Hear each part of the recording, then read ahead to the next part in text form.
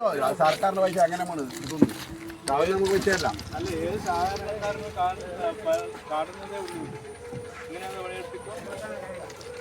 ഒരു എഞ്ചിനീയർ പണി എടുക്കും. ഒരു നാട്ടില് ടൈൽസ് വെക്കുന്ന ഒരു പിള്ളേർ വരെ ഇതുപോലത്തെ പണി എടുക്കില്ല. എന്തിനു അയച്ചു കൂട്ടി കുറച്ചും കൂടെ വൃത്തി ഉണ്ടാവുമായിരുന്നു. ഇത് കുറച്ചും കൂടെ അയച്ചു താത്ത ഒരു കട്ട ഇതും കൂടെ അയച്ചു താത്താണ്. അല്ല ആ റോഡിൽ നിന്ന് പൊന്തിക്കേണ്ട ആവശ്യമില്ല. അതെന്നെ പറഞ്ഞു. ആ റോഡിൽ നിന്ന് പൊന്തിച്ചിട്ടാണ് ഇത്രയും ടേപ്പറായിട്ട് വീട് ഇത്രയും അയച്ചു വന്നത്. ഒരു ഇഷ്ടേന്റെ കനോന്നാണ് പൊന്തിക്കുന്നത്. ആവശ്യമില്ല. ഇഷ്ടേന്റെ കനോന്നാണ് വന്നിട്ടുള്ളത്. 6 ഇഞ്ചിന്റെ ഒരു ഐറ്റാണ് വന്നിട്ടുള്ളത്. ആ റോഡിനെ ലെവലാക്കിയിട്ട് വീട് ഒരു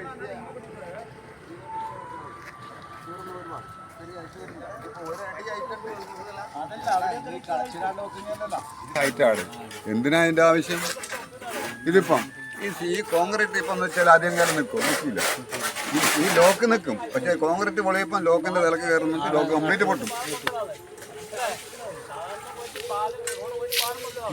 നോക്കറ ഇത് എന്നാ ഇത് ഒരു പണിക്കാരെ പറഞ്ഞിട്ട് കാര്യമില്ല. ഇപ്പൊ പണിക്കാരെ നിങ്ങളും ഞാനും പണിക്കാരനല്ലേ. മറ്റേ ആടുന്ന് നേതാക്കന്മാർ പറയുന്നല്ലേ ചെയ്യാൻ പറ്റും. ഇതേ അറിയുന്ന ആൾക്കാർ 6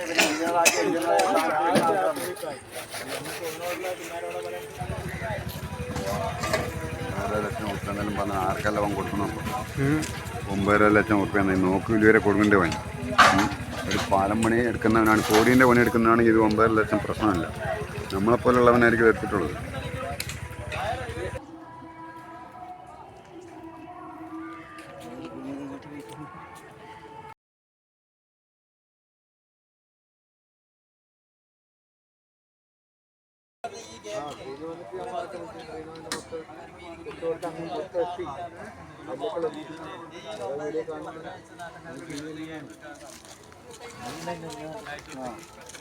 എടുത്ത് പറഞ്ഞു കൊടുത്തിട്ട് പോയില്ലേ?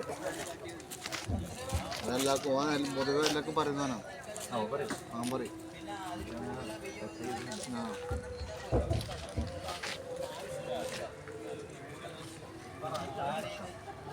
മുപ്പതല്ല 80 10 ലക്ഷമായി.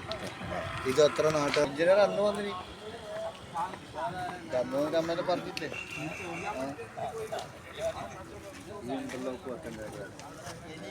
ഇന്റർലോക്ക് വെക്കണ്ട. ഈ റോഡ് പൊട്ടി വെള്ളം കെട്ടി